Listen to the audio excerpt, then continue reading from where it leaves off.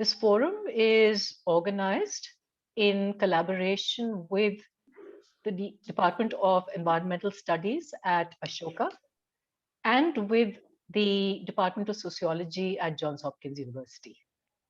Yesterday, Mike Levian moderated a discussion on the political economy of class, caste, and agrarian change, where Satyendra Kumar, Jens Lersch, and Surinder Jotka focused primarily on Punjab and Western UP, looking at the cultural politics of agriculture and political mobilization, and in particular on the remaking of identities, Sikhi, Jat, Dalit, the intermeshing of the rural and the urban, such that the very category of farmer needs to be reimagined, and the tensions and contradictions of broad-based movements. So there were several questions that followed, which led to a rich discussion. But of course, they couldn't be fully discussed. But we hope to see them addressed in the commentaries that the panelists will publish in the pages of Journal of Peasant Studies. And today's panel is on markets, globalization, and ecology. And the kind of questions we have asked the panelists to address are the following: that the ongoing protests are by farmers who are already involved in long distance commodity chains, which is why the issues around markets, minimum support price, and contract farming matter to them. So, how will these recently enacted laws change these relationships? Who gains, who loses? A second set of questions is around globalization. We know that the Green Revolution in the late 1960s and 70s marked the first period of globalization in agriculture in post colonial India. Now, since the 1990s, when economic liberalization began, did it change the pace and character of agricultural globalization? Are the current protests a response to and a critique of processes of globalization? The third set of questions is around the figure of the farmer, the Punjab farmer in particular, who has been projected in the media as Annadata. The farmers feed us, but also as the pampered beneficiary of state subsidies, using up groundwater, burning stubble, generally being environmentally villainous. So, what are they? Are they virtuous peasants? Are they environmental villains? Um, Fourth, if the government were to repeal the farm laws, as the current protests demand, will that address the agrarian crisis? What key issues concerning agriculture is this movement not about? And I'm thinking of the long simmering issues around distribution of land, water, and other resources, around the ecological sustainability of agriculture, the condition of landless laborers. And finally, in your analysis, I asked the panelists, what have these protests accomplished and what might be their potential political impact? It's, it's a pleasure to introduce the three speakers today. Mekhala Krishnamurthy, who will be speaking first, teaches sociology and social anthropology at Ashoka. She's trained at Harvard, Cambridge, and University College London. Mekhala's current book project explores the diversity, complexity, and dynamism of agricultural markets, especially mandis, as critical elements of regional capitalism and economic life in central India. She's currently leading, in close collaboration with an economist and political scientist, a big interdisciplinary and comparative research project on agricultural markets, on agro-commodity networks, and farmers' incomes in Punjab, Bihar, and Odisha at the Center for Policy Research, Delhi. Aarti Sethi is a sociocultural anthropologist at the University of California at Berkeley. And Aarti works on agrarian anthropology, political economy, and the study of South Asia. Her work looks at the transformation of rural life worlds and agrarian capitalism. Aarti is working on a manuscript titled Cotton Fever in Central India, which looks at cash crop economies of cotton to understand how monetary debt undertaken for transgenic cotton cultivation transforms intimate social, and productive relations in rural society. Aarti has studied at Delhi University, JNU, and has a PhD from Columbia University. And I want to just say that I'm especially grateful to Aarti for joining us from halfway around the world, where it's 6 o'clock in the morning. And I consider that a particularly heroic thing to do on our behalf. Thank you so much, Aarti. Aniket Aga teaches environmental studies at Ashoka University. His interests lie in science and technology studies, political anthropology, and agrarian studies. His book, titled Genetically Modified Democracy: Transgenic Crops in Contemporary India, will be published by Yale University Press this year. He's written on issues of pesticides, agribusiness supply chains, and environmental regulation for scholarly and wider publics. So welcome, Mekhala, Aarti, and Aniket. Now, just a brief word about the format. Each speaker will talk for about 15 minutes. I will then ask them to respond to each other's comments and perhaps push them on a few points of disagreement or omission. Then we will open it up to your questions, that's the audience, in which you can start putting in the chat window at any point during the discussion. And we'll do our best to pose as many of them as possible to our panelists. But as you know, these discussions generate a lot of things. We can't get to all of them. But as I said earlier, many of your questions will perhaps figure in how these discussions get modified and published as commentaries on the current agrarian crisis and the farmers' protests when it appears in the Journal of Peasant Studies. So with that, I will stop and invite Mekhala to present her point of view. Thank you so much, Amita. It's a great pleasure to be here and wonderful to be on this panel. You've asked some really big questions, and I know this is an audience which would have sort of been following a lot of the commentary on the farm laws. So I'll dive right in, but also try and draw on both fieldwork and the reading that I've done. I would like to just start by saying that, you know, Indian agricultural markets remain, it's one of the most vital and, vibrant areas of the Indian economy, and yet remain deeply, deeply understudied. I see Barbara Harris-White is with us today, and she's sort of said this many, many times, that these have remained incredibly neglected and understudied. So even what we say today is from a point of view of a very, very minimal understanding of the full diversity, complexity, and dynamism of these markets. And also we are talking about a context where the laws themselves have had a life of about 10 months and have also been put into suspension. And so now we are really in a very unfolding context as well. So these are tentative comments, and very much invite conversation and discussion with all of you. So I think the first point that I'd like to make is that while these are called farm acts, and others could correct me, that I haven't really come across in Indian agriculture and in agricultural markets this term used very much before. The idea that these are farm acts, they are marketing laws. And I found it very interesting because the title of the laws themselves has always been a question. The central government has called them market laws about trade and commerce. They would usually be categorized as agricultural market laws, and they have been described and now are called farm acts. So I think it's particularly useful at this stage to think about what they are actually. And these are a very particular set of laws within the complex landscape of both formal and informal regulation of Indian agricultural markets.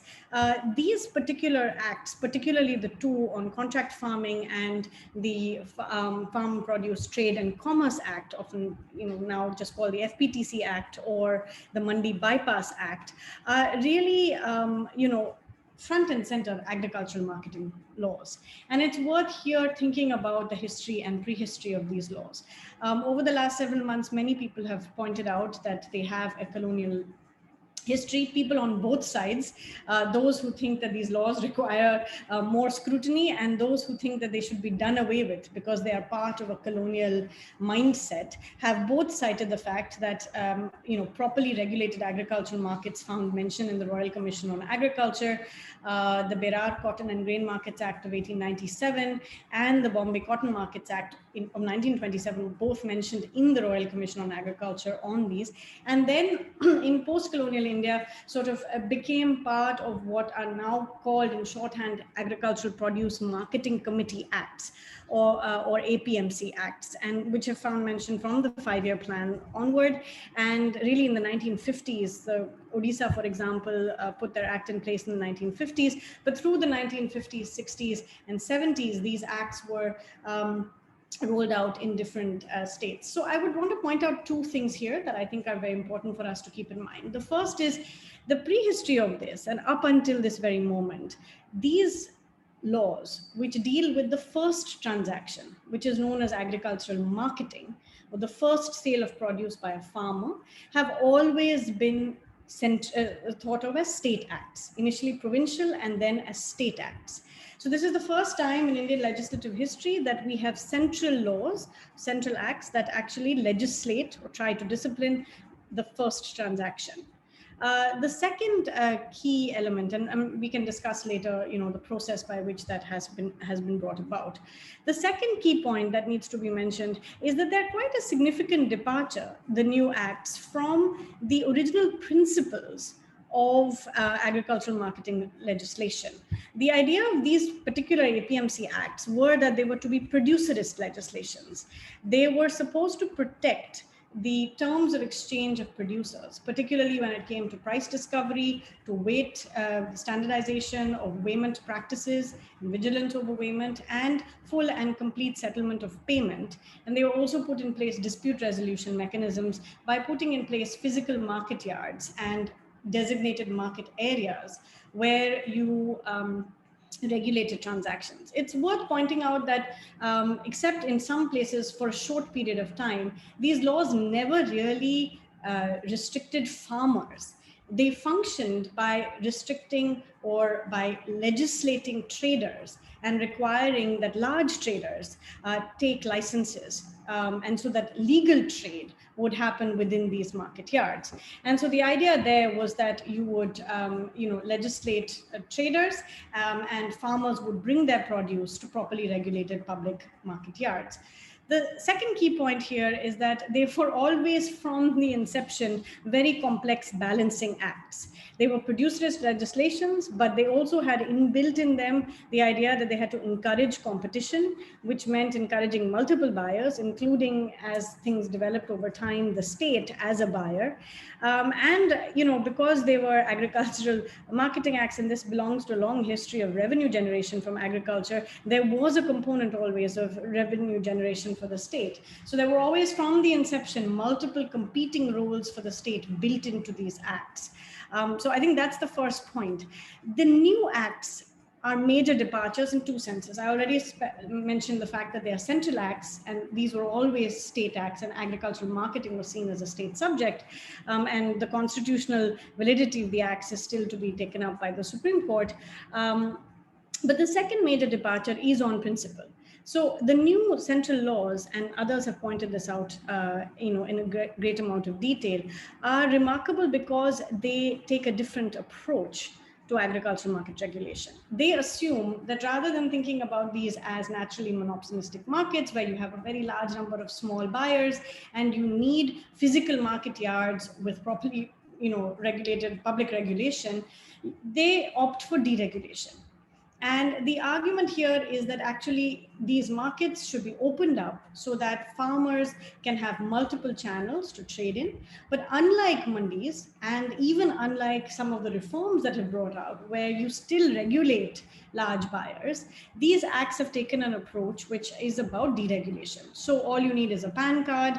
They are also about regulatory fragmentation because they could not dismantle state laws. They've created multiple regional areas. So not only will you have multiple zones now, trade areas and market areas in certain states, you will have multiple regimes or across commodities and across states, with different rules in place. So you've created regulatory fragmentation, you've created deregulation, and as a number of people have pointed out, unlike from the Royal Commission onward, the very strong impact that has focus that has been put on questions of market intelligence, these laws take an approach where there's very little collection or recording of any information around the transaction, whether that's volumes, prices, or any other for that matter, any other element of the transaction itself.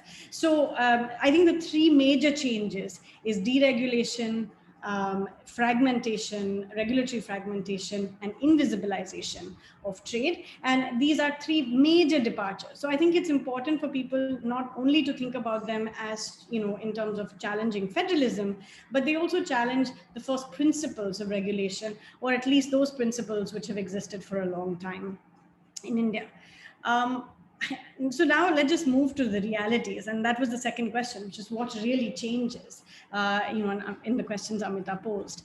And I think here it's really important for us to step back and look at how these laws prior to this particular moment have been implemented over the years. So what we see in Indian agriculture is this massive variation, regional variation, not just within states, but within intra-state variation and often even intra-district variation.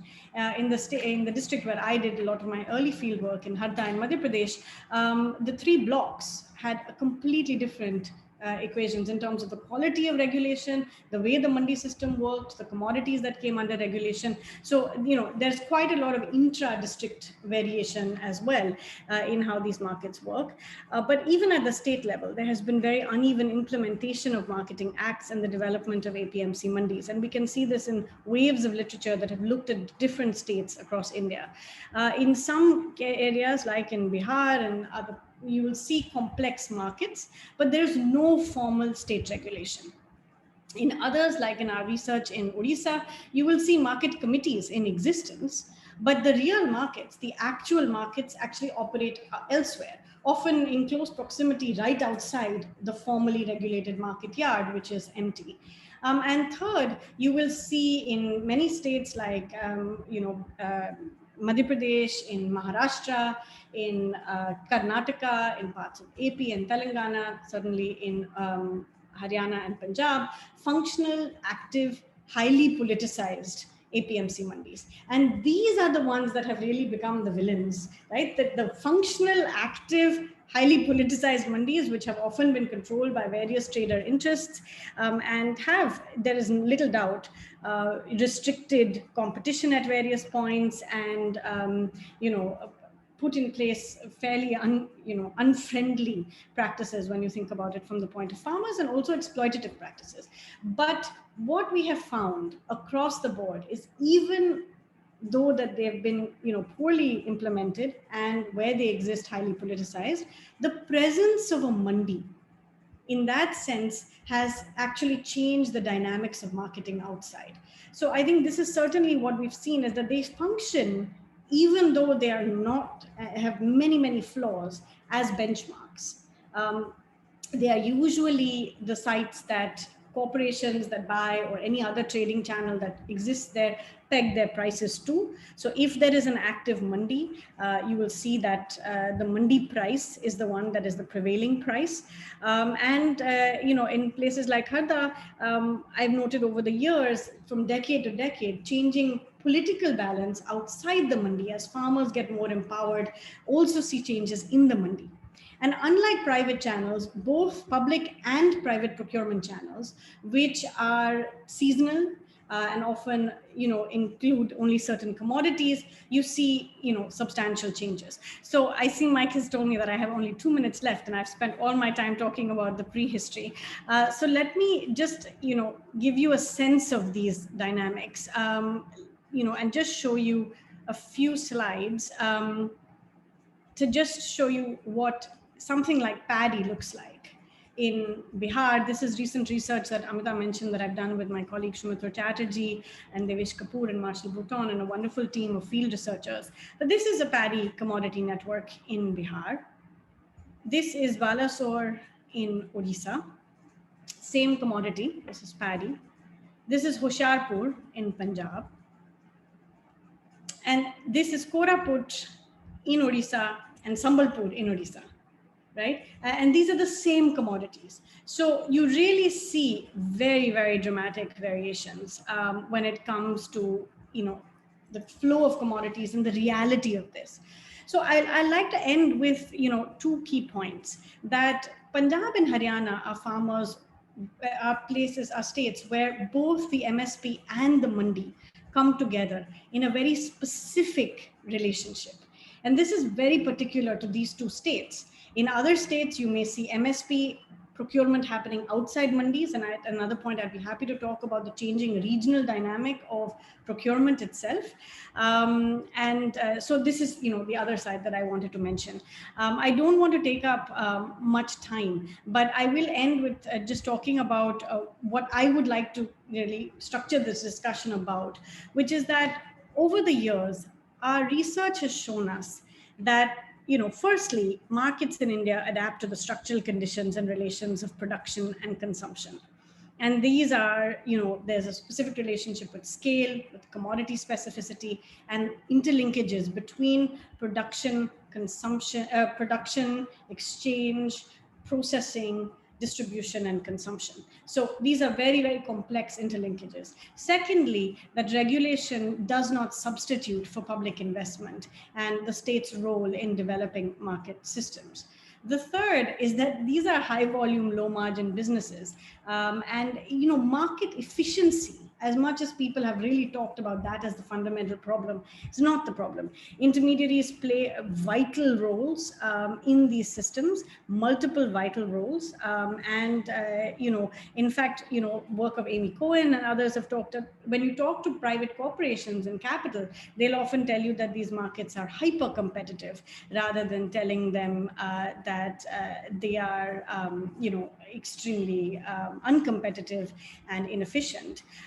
But we have a relationship between the formal and informal that seems to engage a huge number of people, accommodate many, many lives and livelihoods, is focused on reproduction on very, very uneven terms.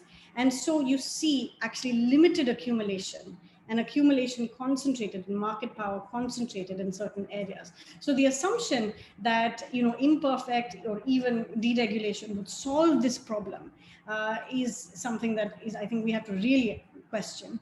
And finally, to say that even if we got regulation right, there are critical questions of agroecology and food security and nutrition security, which require a very different role for thinking about our shared interests and not just our competing interests in these markets. And that's, I'm sure Aniket and Aarti would also take this up, but that's where I would like to come back to and to think about what would be the other possibilities that we might be able to think about and imagine when we think about a marketing system of this kind. I'll stop here. Thank you so much. Thank you so much, Mekhala. That was very, very rich, very condensed. But we hope that the same issues will come up, and they definitely will in the discussion. So thanks. And over to you, Aarti. Thank you. I want to actually begin by thanking Ashoka and JPS for inviting me to this conversation today. I'm a great admirer of the scholarship of my fellow panelists and our moderator. And so I'm delighted really at this opportunity to be able to be in conversation with them and of course the audience in attendance.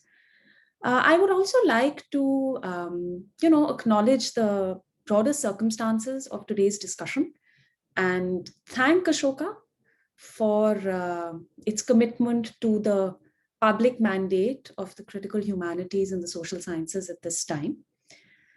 It is very early o'clock here and I'm liable to not be at my coherent best. So I'm actually just going to speak my remarks so I stay on track and keep to our allotted time. And I very much look forward to the discussion to follow. So in any political moment, there are always many different historical temporalities at play. And I think one of the things that there's been a lot of discussion of in the press is that the farmers' movement today has been very many decades in the making. The immediate context is, of course, the passage of 3 new marketing bills, which Mekhala has described, and the implications of which Mekhala has described in great detail. So I thought that in my remarks, I would address some of the other discussion questions that we were offered and lay out what I see as the deeper historical contours of the farmers' movement today. Now, in my view, the movement marks the limit of 2 projects and phases, we could say, in post-colonial India, as pertains to agriculture. The Green Revolution, which heralded a specific kind of technocratic state intervention in agriculture, produced the stranglehold of the wheat-rice monoculture that now dominates the economies of Punjab and Haryana, and the neoliberal post-reforms project, in which the state has actually sought to overturn the infrastructure of support created during the Green Revolution and has steadily relinquished its responsibilities of support to the agricultural sector.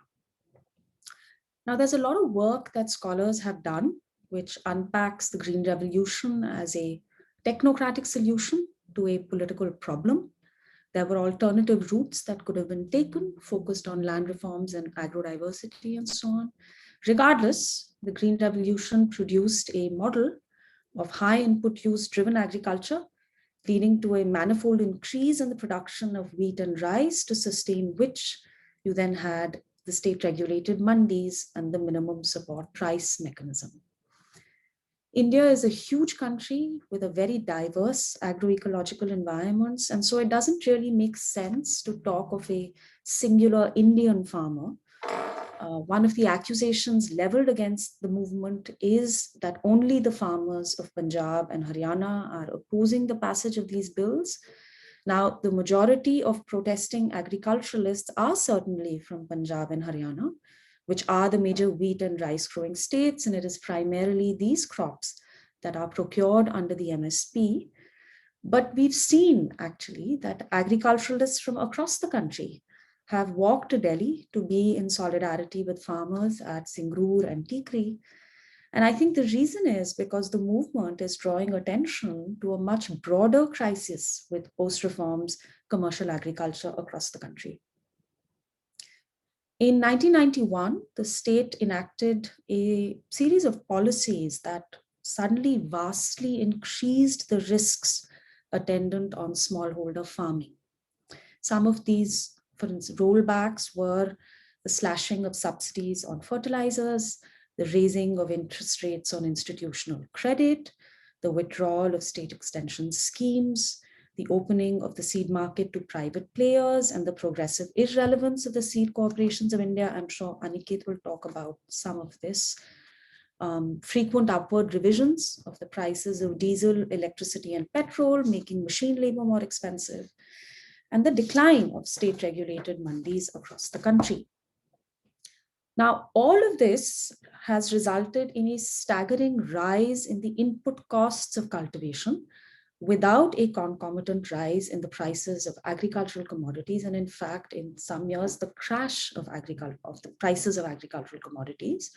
The fact is that wherever a now hybrid-driven monocultural model is in operation, whether this is wheat and rice in Punjab or cotton in Maharashtra and Andhra Pradesh, we've seen that debt and suicide often follow in its wake. So while farmers today are protesting the repeal of these laws, this is, I think, because there is no alternative model of farming on offer.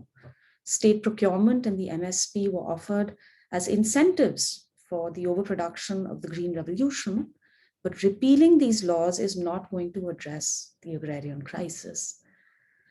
I want to speak briefly about how this model of agriculture plays out on the farm, focusing specifically on the post-reforms period, which has been, in my view, a sort of disaster for farmers across the country. And while the discussion we're having today is about wheat and rice, but many of these issues are true for a wide variety of cash crops, really.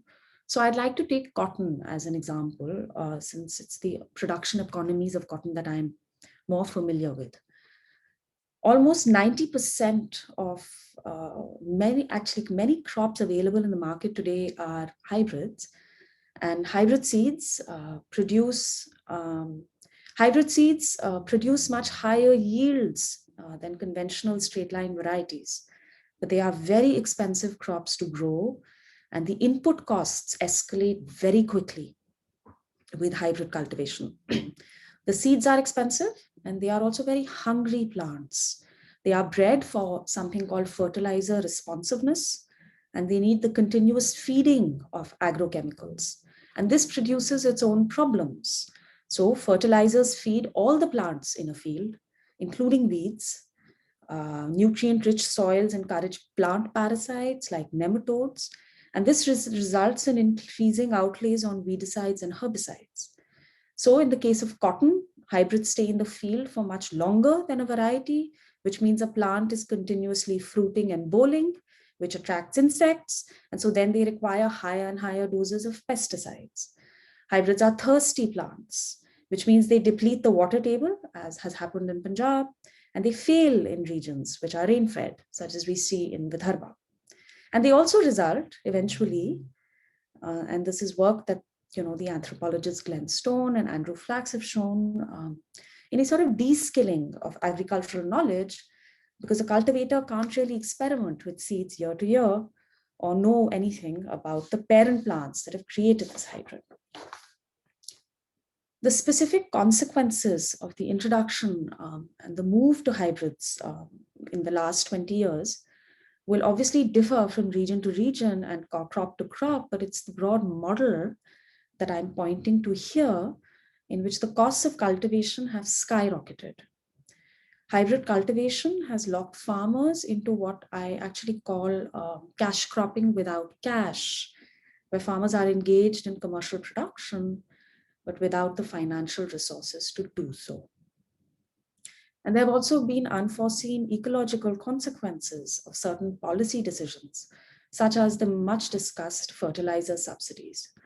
Now, prior to 1991, and this was, of course, part of the Green Revolution package, there were kind of diverse classes of fertilizers, the manufacturing of which was subsidized under a policy called the Retention Price Scheme, in which the state covered the differentials in costs to companies between the price of producing fertilizers and the controlled rates at which they were made available to farmers. Now, post 1991, the only fertilizer that continues to be subsidized is urea.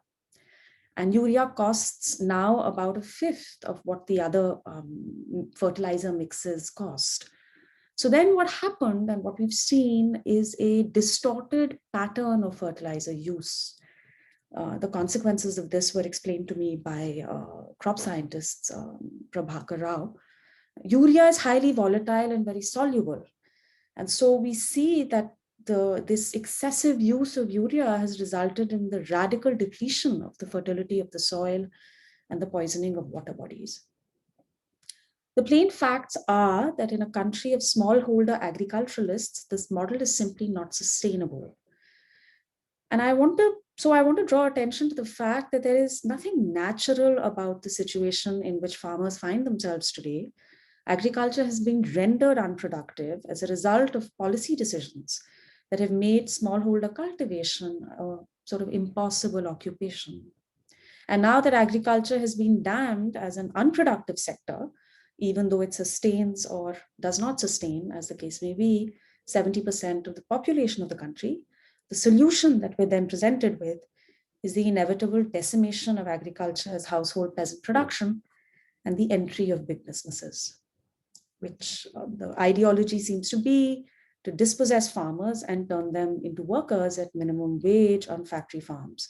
I think it's quite clear that the next stage of the game is probably going to be the changing of land laws. Karnataka has already slammed through a major set of changes in legislation, which now allow industry to acquire land in much larger quantities. Which brings me to the last set of questions that Amita had posed, which is what the movement has achieved politically. And I think here it helps to disaggregate what we mean by political. There's one very obvious political focus, and that is in the arena, for instance, of electoral and state-directed politics. So we can think about what kinds of party alliances may emerge. Will it hurt the current regime? Aniket is now campaigning against the BJP and so on. And in this regard, the movement may have future effects, which we could speculate on. But I also think it has inaugurated a new kind of political discourse and a space for a non-party creative politics. Farmers' unions are leading the charge, and Aniket is charismatic in his quiet way.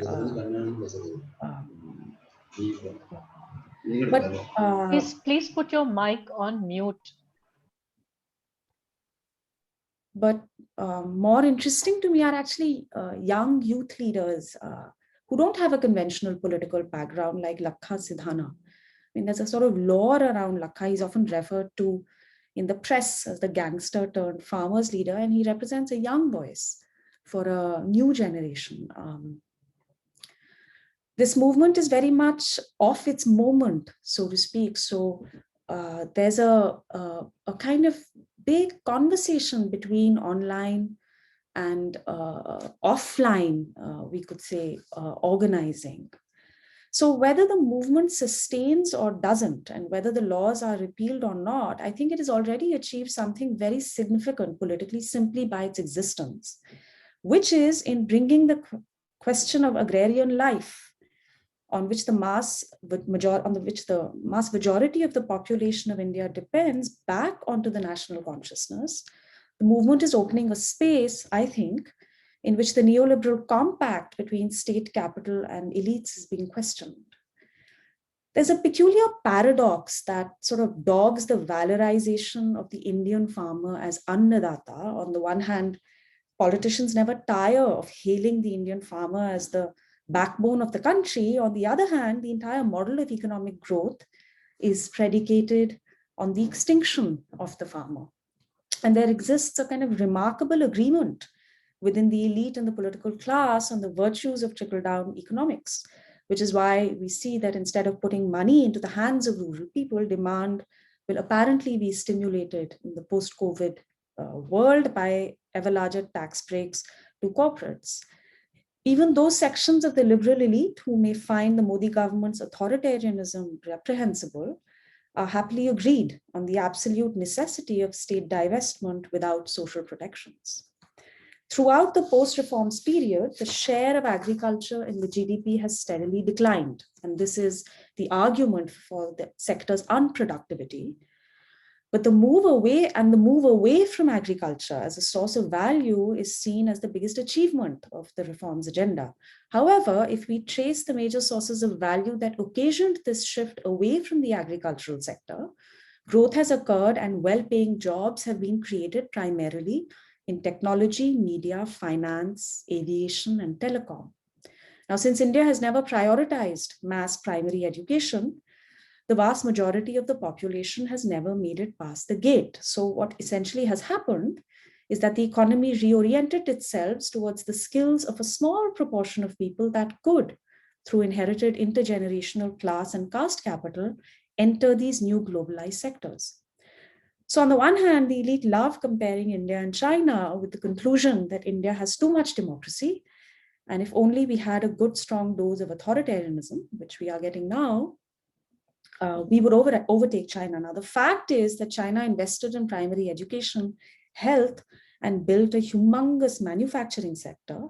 Since India did not invest in and deepen its manufacturing base, the usual route by which people move from the countryside to urban centers has been more or less stymied.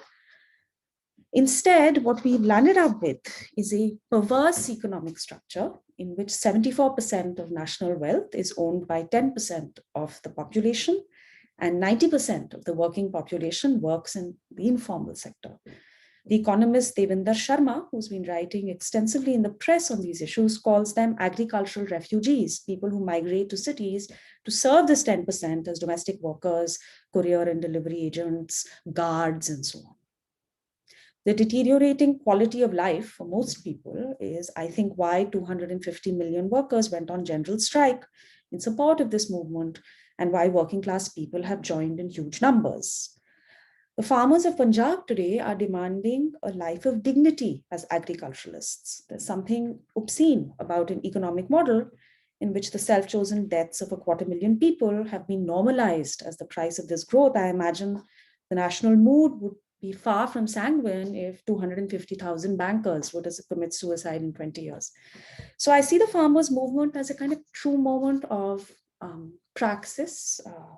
It has created a very vigorous public realm of discussion in which academics, union leaders, activists, farmers, and members of the general public are all in conversation. And it has created a huge archive of thinking around agrarian India and also the futures of India. I'll end here. These were some preliminary thoughts I wanted to offer, and I really look forward to listening to my co-panelists in the discussion. Thank you. Thank you very much, Aarti, for those observations. Of course, there are 100 questions, but we'll wait for them till Aniket has presented. Thank you so much. Over to you, Aniket. So thank you very much, Mike, Amita, and the Journal of Peasant Studies for organizing this, and thank you all for being here. Let me start, since Aarti mentioned the stiff dose or solid dose of authoritarianism, let me start with something which absolutely should not be forgotten, which is that these three laws which we are here to discuss, the three laws to protest which farmers have encircled Delhi for well over 100 days, and in which at least 248 farmers have died, were likely enacted via a fraudulent vote count in the Rajya Sabha or upper house of the parliament. Very likely, if there had been a division of votes, these laws would not have passed the upper house at all. With that said, I say this because we are not here only to discuss the efficiency of markets or the models of cultivation, but also fundamentally about citizenship. What we are talking about concerns a very large section of India who have, as Aarti just described, pretty much nowhere else to go. But I'm not going to spend too much time debating the provisions of these laws.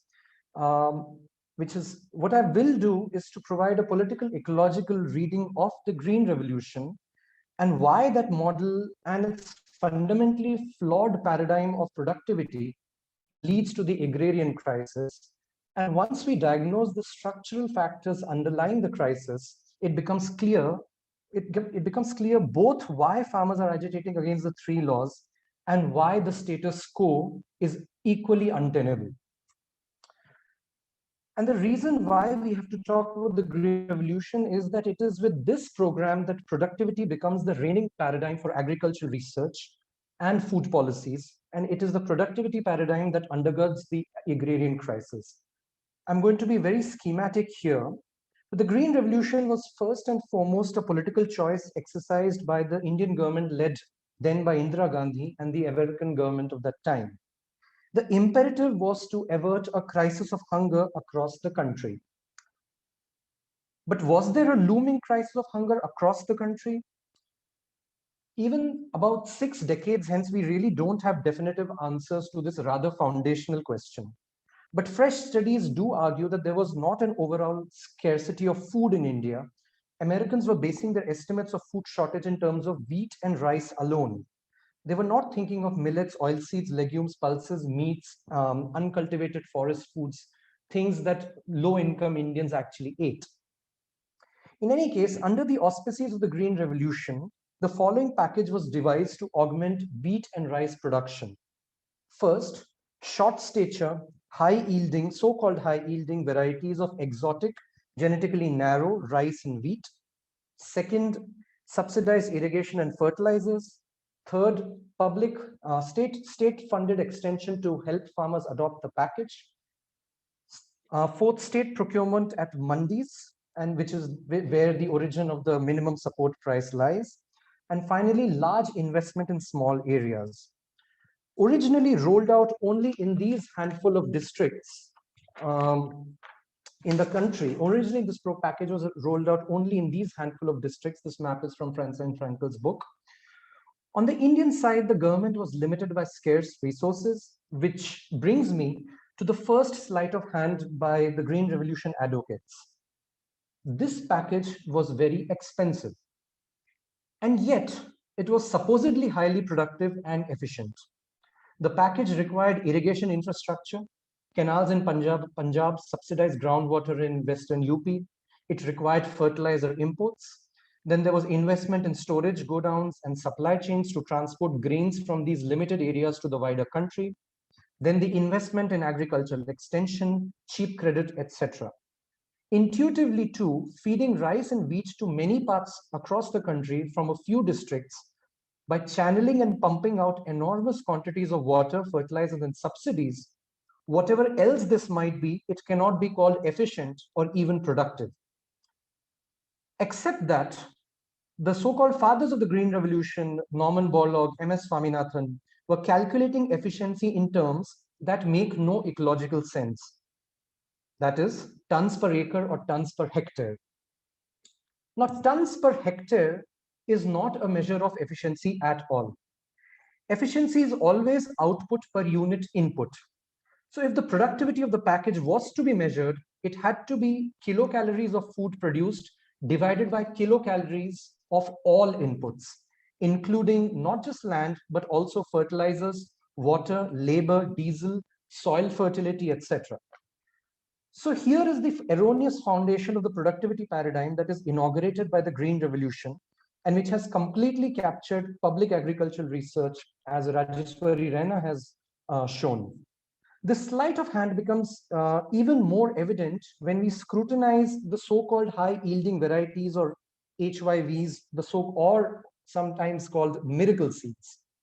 Unlike heirloom or indigenous varieties which are adapted to local ecologies, these were exotic varieties that yielded well only when provisioned with fertilizers and abundant water. In short, they performed well only under highly restrictive ecological conditions. But in dry land conditions, land races, that is native heirloom varieties, solidly outperformed Green Revolution varieties simply because they were better adapted to the areas of cultivation and their broader genetic base provided an inbuilt insurance. So calling some varieties high yielding in and of themselves, as many agricultural scientists did and continue to do even today, simply does not stand up to scientific scrutiny. So then the real explanation for increase in wheat output per unit area is not miracle seeds, but high responsive varieties coupled with pumping of massive resources into a few areas, plus intense mining of soil fertility to sustain production without resting the land, what we know of as capital intensive and chemical intensive cultivation. Now, this is a schematic outline of a completely This is a schematic outline of how a completely unscientific notion of productivity became the reigning paradigm for the Indian Council of Agricultural Research and Food Policy.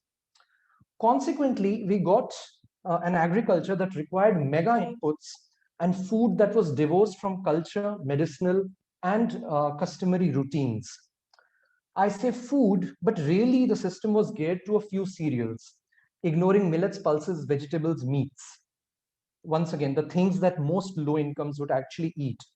And in fact, it's not even very good rice and wheat, because ethnographies of the first generation of farmers who were to adopt the Green Revolution package, whether in India, whether in Indonesia, tend to report that farmers found the new wheats and rice not nutritious and enfeebling.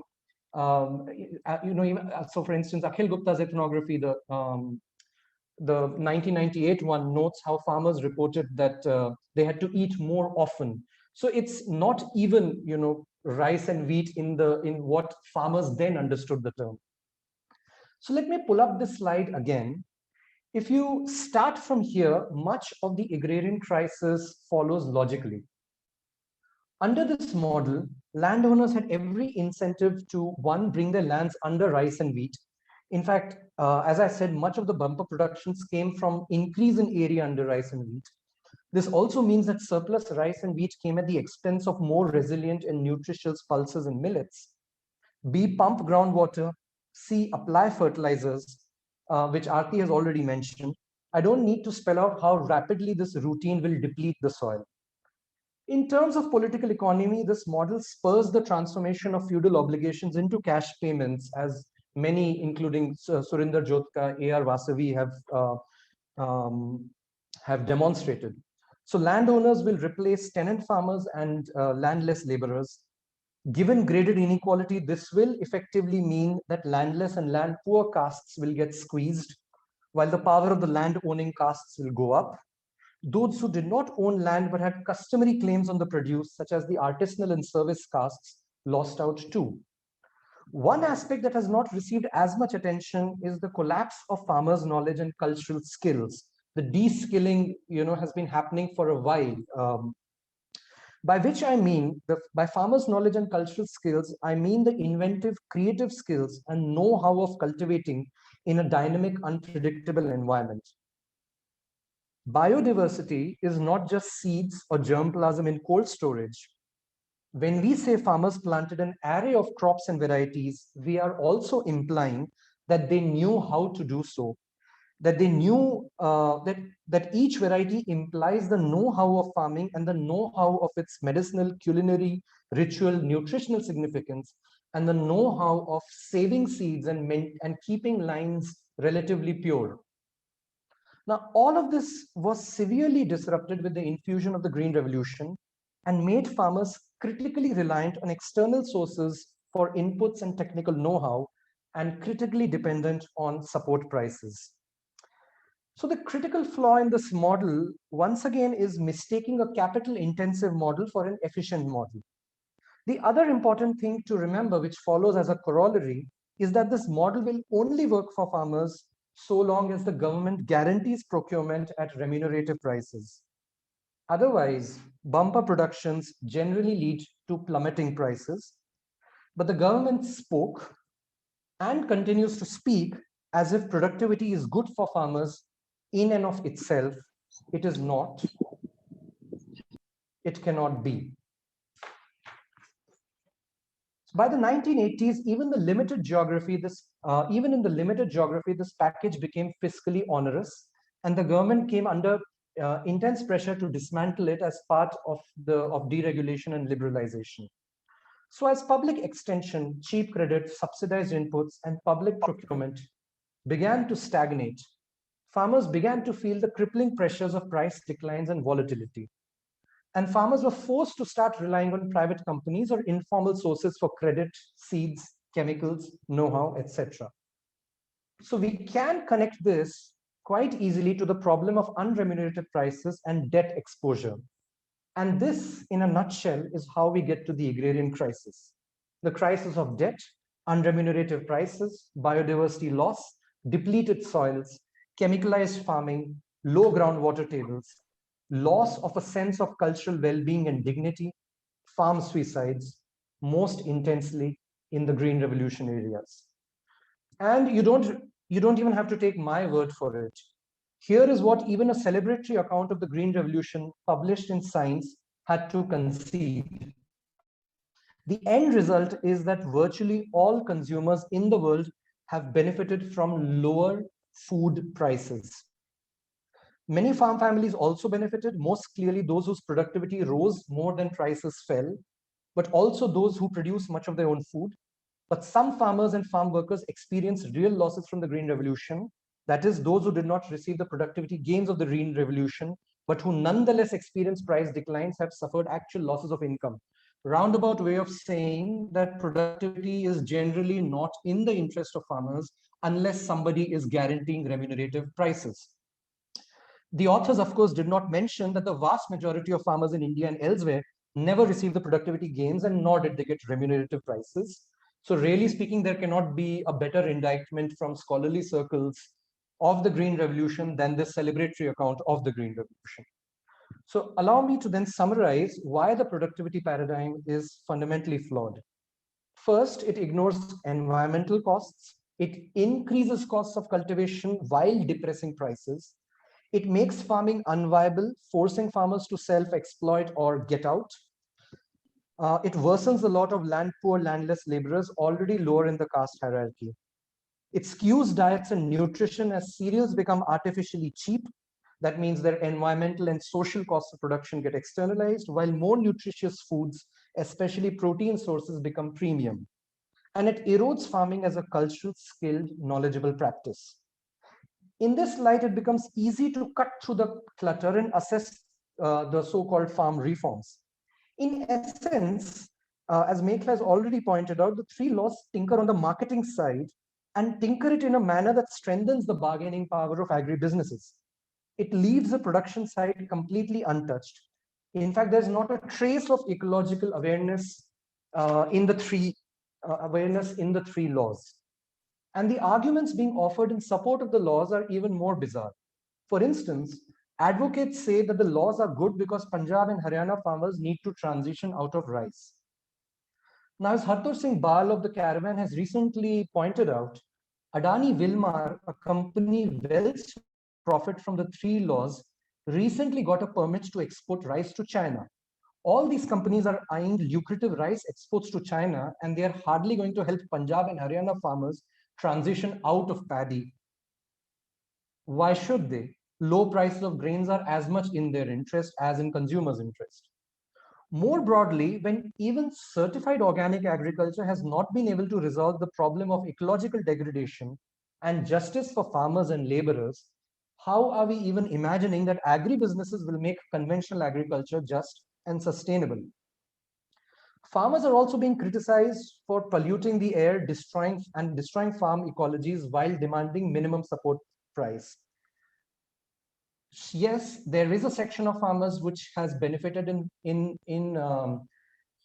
previous decades from the Green Revolution package, but at this point, without collapsing the differences between different classes and castes on farmers, the ecological crisis has caught up with all of them, with pretty much all of them, and most of them have no viable options to exit agriculture. Really, this is not an economy which is creating jobs.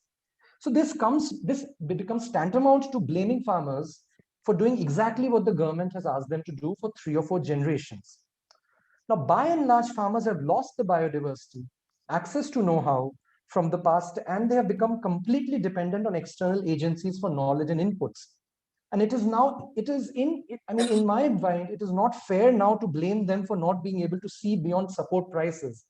And in a way, this demand, the Green Revolution was about creating a class of progressive farmers, right? So if we are now saying that the Green Revolution, the Punjab Haryana farmers are the only ones, which they are not, protesting the laws, then that now is, the best, not best, in a way, it's the most damning critique of the Green Revolution program, from this time from the farming community. So let me just conclude by saying that we must be in solidarity with farmers opposing these laws, because these laws will make the agrarian crisis worse, which is first and foremost about the production model itself. And we have to, at the same time, we have to urgently go beyond what the farmers are demanding and pressurize policy to help farmers transition out of intensive agriculture to agroecological, and just farming and food systems. Thank you very much.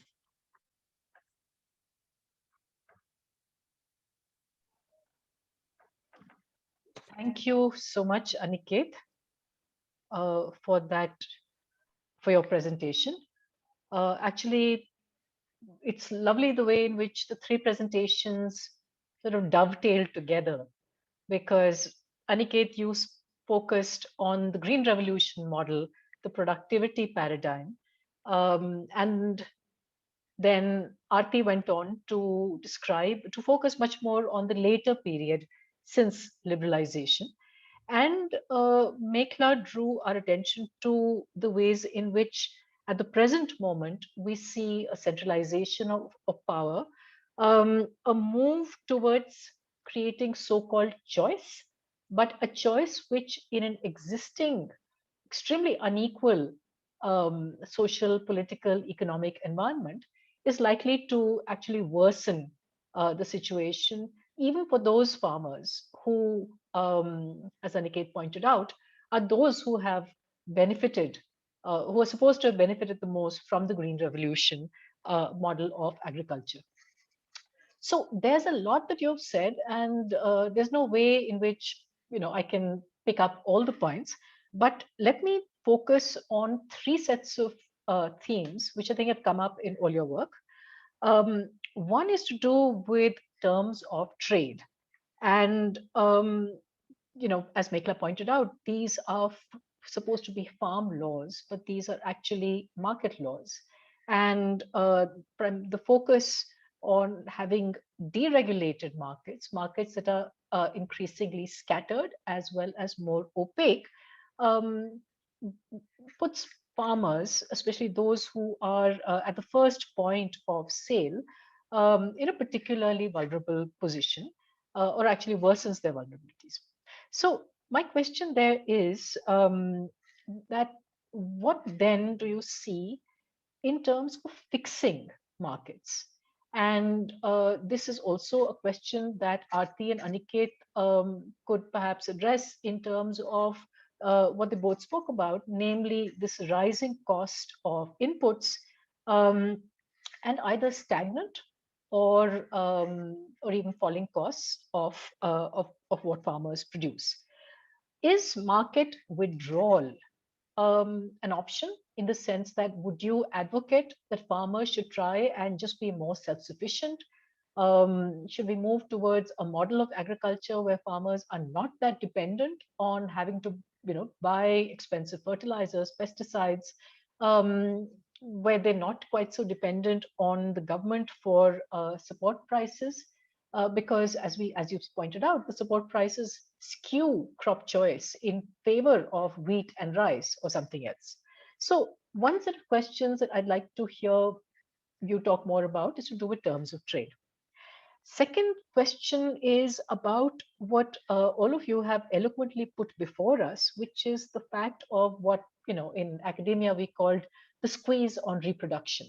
That producing, that farmers are actually not able to recover what they have spent on farming, and as Aarti pointed out, they are in debt, and in some ways what they're mining is not only their future, but also the huge, as Aniket pointed out, the ecological cost of which goes uncounted, of this kind of production. So, given that there is this squeeze on reproduction, which is an existential crisis, I mean, how are people going to survive on the land? Um, is it at all possible to think about, and this goes back to yesterday's discussion, of the fact that perhaps, that notion of people as farmers now needs to be transformed. So we think of them as, in some ways, living with and practicing a basket of livelihood strategies. So that instead of that old developmental teleology, from peasant to proletarian, what we see are regimes of dispossession, as Mike Levian has written about, where in fact people keep a foot in the rural economy and a foot in the urban economy. And as we saw from that exodus of migrant workers during the declaration of lockdown last year, this is perhaps how most people live. So, do we need to therefore reimagine the kinds of strategies that we are thinking of, in order to acknowledge that maybe people can't be accommodated on the land in quite the ways that alternatives would suggest? Finally, that question about knowledge and the deep, deep erosion of both knowledge about agriculture, but also, as Aniket said, artisanal knowledge. In a way, it also links up with Mekla's comments about knowledge of the market, local, state, provincial, central. What kind of information asymmetries exist? How do farmers work from a position of power and confidence? Um, these three issues, terms of trade, the reproduction squeeze, whether it's at all possible to imagine livelihoods wholly on the land, and this question of transforming knowledge, all of these go back to that central issue in in the scholarship on the agrarian question: what is to be done? So I would like to hear your thoughts on this. We'll begin with Aniket, go on to Aarti, and then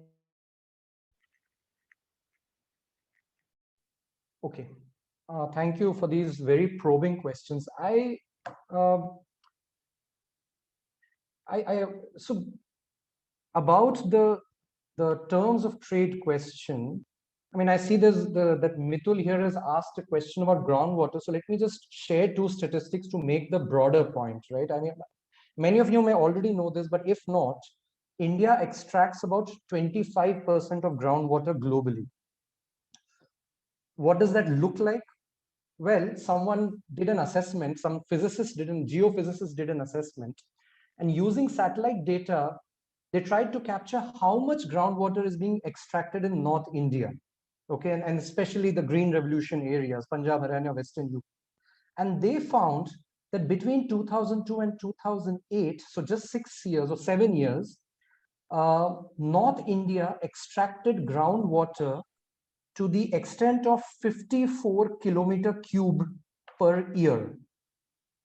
What that means is, imagine a column which is 1 kilometer long, 1 kilometer wide, and 54 kilometers high. That's the amount of water that is being pumped out of North India every year.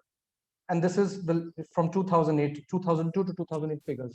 So really, I mean, I feel that the point I want to make is that unless we can internalize environmental costs, we cannot really, I mean, from an ecological standpoint, talk of terms of trade.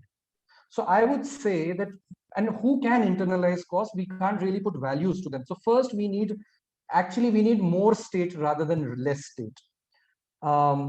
To figure out what are the environmental costs of a cultivation and how they can be reduced. Second, recently a Kannada scholar shared Ambedkar's writings about what would agrarian reforms look like. And he was actually, I will not get into details, but talking in what we today consider, what we would today call decommodifying land. Okay. Am I audible? Yeah. So I would say, first, internalize costs. Second, think of justice again, which only state can do. And only then can we get to designing of markets and terms of trade. And it is too early at this point. We just don't know enough research to figure out whether really whether there is indeed too many people for the available land area if we are farming agroecology.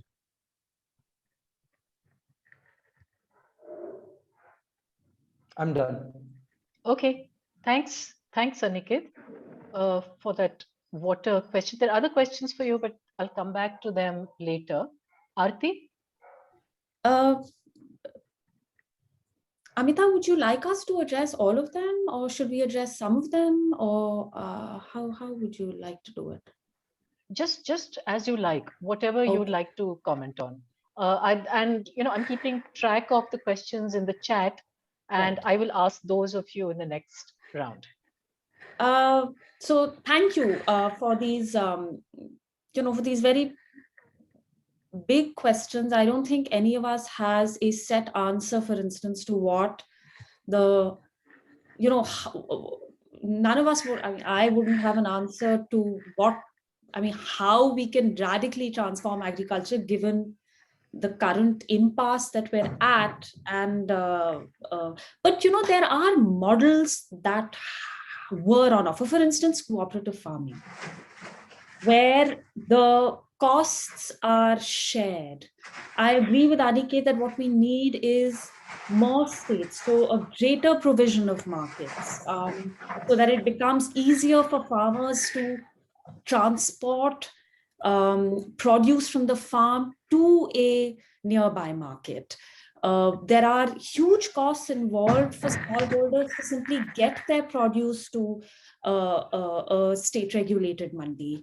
There are models such as, I can talk about cotton, of high density cultivation, as opposed to the current, what is called 3 pauli, 3x3 cultivation, which reduces and spreads out risk on the farm across a much wider amount of crops. It's again much cheaper to cultivate on a high density model than it is to cultivate on and it requires far less inputs across the board, because you then cultivate large numbers of straight line instead of fewer hybrids which produce more. And this has to exactly do with the productivity model that Aniket is talking about, where instead of putting all your eggs in the basket of how much one plant produces, you actually have a form of cultivation in which you have many more smaller plants on the field, which produce far less cotton, but where each plant produces less cotton, but then you have many more plants. It's cheaper. You can save these seeds. They are drought resistant, far more drought resistant. So I think there are, we have to think of a different kind of scientific intervention and model that is not geared to the kind of productivity that was imagined under the Green Revolution model that Aniket has laid out for us. So that's one kind of, and there are actually scientists who have been saying this for years now. The question on the squeeze on reproduction. Again, here there would be a lot of regional variation, right? So there are parts of the country where we see a lot of outmigration, a seasonal outmigration, and there would be parts of the country where we don't see that much seasonal outmigration.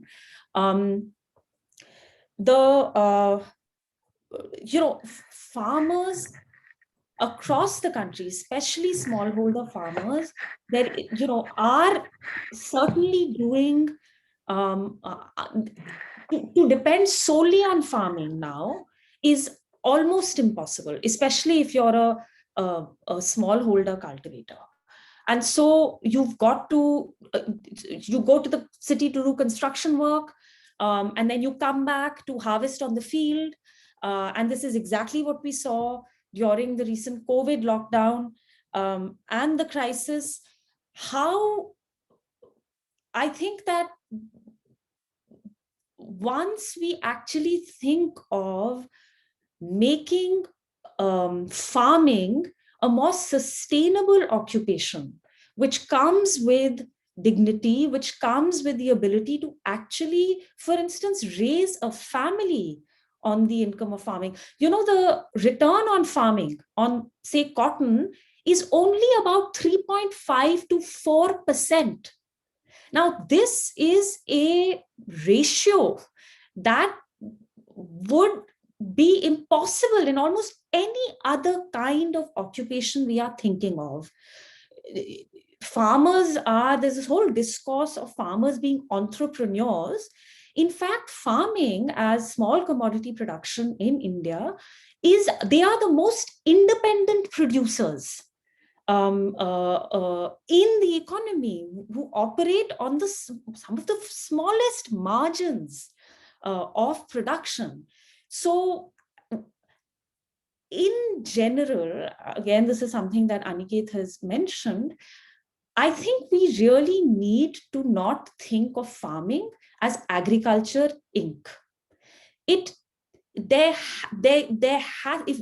we are in India is going to be a country of smallholder farming in the foreseeable future, right?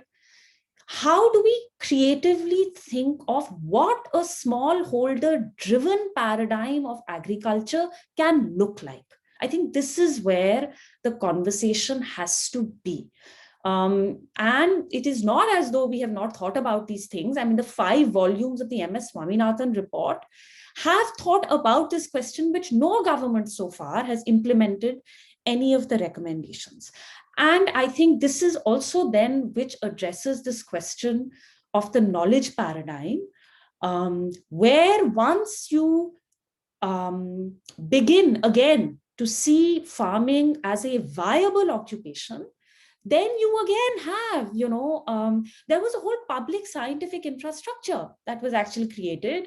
The breeding of straight line varieties was done between the public scientific establishment and the modes of farming on the ground. All of these linkages have to be renewed, in my opinion. I'll say one last thing because I don't want to take up too much time. I'll give you a small example. Prior to 2002, when, and I'm talking primarily about cotton again, because it's again the kind of farming that I'm most familiar with, there was a very systematic way in which new kinds of seeds were released in the market. So you had something called, where something called this, there was a network of the agricultural universities where particular kinds of varieties were certified and hybrids were certified. Cotton varieties were released for specific agroecological zones. After 2000, so you had maybe about 40 kinds of hybrids floating about in the market at any time. Today, there are 2000 hybrids. So there's no way for any farmer to actually make a choice. Hybrids are released all over the country. So you see, this is where we need forms of regulation that are actually thinking about the specificity of an agroecological environment, of regional variation, and the kind of cropping then that you should have. So these are some thoughts I would offer, on the questions you raised. Thank you very much, Aarti. Over to you, Mekhala. Thanks so much, Amita. It's my job to respond is easier after Aniket and Aarti have gone. So, just taking off from what they've said, I think there are a couple of points that are really worth. Although we focused a lot of the conversation on paddy and wheat and on the green revolution, these dynamics and these the challenges play out in very various ways in different places, and this is because of this really interesting and complex and old and new set of changes that are happening, and the relationships between commercialization and subsistence, which are still being worked out across different geographies and in different regions in different ways. And the histories of commercialization itself are now very old, right? I think one of the things as anthropologists, we are all familiar with the Jajamani grain heap, and the fact that we thought that agriculture was all subsistence and redistribution within the village, but long and complex stories of commercialization were happening simultaneously. And we know this, we never picked them up necessarily. And now those long histories of commercialization, uneven as they were, are actually part of people's daily lives as well. So there is no, when you talk to farmers who, for example, will tell you about red chili, say in Sambalpur, as an old crop, commercialized red chili, or beetle vine grown in Balasore and moving to Delhi and Bombay, as again a sacred and old crop, and it has different moments in which it arrives, right? Soybean today for people in Madhya Pradesh is not a new crop anymore, 40 years in. Right, since the yellow revolution as well. Cotton, we've talked about, is a highly commercialized crop and has over many, centuries been commercialized. And wheat too. The Narmada Valley wheat story was an 1860s story. And then it disappeared and then reappeared post Tawa Canal and post groundwater extraction. So I think, we have to look at, and this was an old debate, commercialization versus subsistence. So in the recent research that we did last year, in Bihar, Odisha, and Punjab, I'll just show you this one slide just to make this point, and then let's move on. You can just see farmers with marketable surplus across a range of crops in these three states. Punjab, of course, is much greater, but it's maize in Bihar that has about 60% marketable surplus when it comes to percentage of farmers. The rest of the farmers didn't have surplus to take to the markets, right? And yet they were growing this. Some crops are quite commercialized. Others are, like mustard in this case, is really grown for own consumption. We saw this with seed retention also being very different across different states and different sites, even with something like paddy, right? Bihar farmers were buying more in the market. There was a higher retention of seed in Odisha, for example. So I think we're really looking at extraordinary diversity. And the point that Aarti therefore was making about the fact that we need decentralized systems, we need to go back to an understanding of regional planning, agroecological planning, revitalize public systems and institutions that have existed in the past and then need to be reimagined for the present, right? So I think that's one point that I really wanted to make. The other thing that I found really interesting here, was Aniket was talking about how the Green Revolution package, which was focused on how productive this expensive package is, was not very efficient at all. And I started by saying that our massive intermediated informal markets, vastly dominated by small scale producers, retailers, traders, consumers, the whole chain, is less inefficient than we are made to believe, right? It's absorptive. It's certainly not that it's not exploitative, but it's less inefficient than we think. So it's almost contradictory, right? What we thought was very productive and efficient, Green Revolution, terribly inefficient when it comes to actually looking at the full costs. What we think is a terribly over-intermediated and inefficient system, research tells us when you start going on the ground and looking at it, it's a high volume, low margin business. Efficiency is not the problem. The distribution of risk is the problem. The terms of engagement in markets is the problem. The ways in which people manage and diversify their risks, to their detriment, is a problem. And Aarti is quite right. I mean, in talking about how much farmers put in, recent data, that an analysis on public investment shows that about 3% of investment in Indian agriculture is corporate, 3 to 4%. About 15 to 16% comes from the public system, the state. And over 82% of investment is by farmers themselves, by agricultural households. So the investment in agriculture is driven by farmers. And I think that's very important to keep in mind.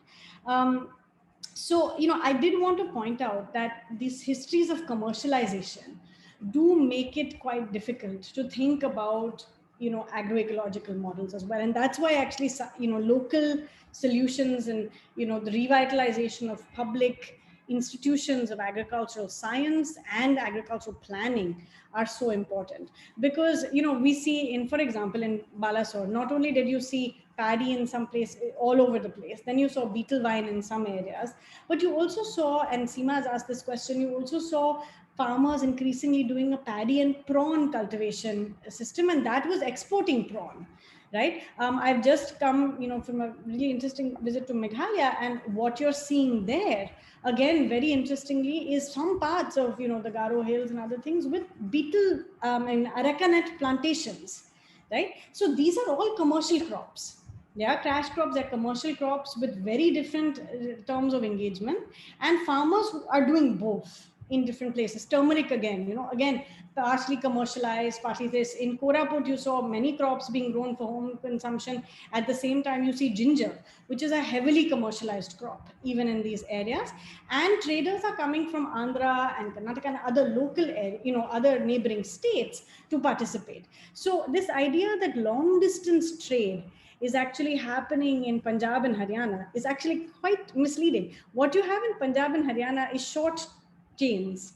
So the paradoxical thing here is actually that where you have the state come in as a major buyer, you actually see the most consolidation in the market, right? Large farmers and one big entity of the state and maybe one intermediary here, which is like an Aarti, right?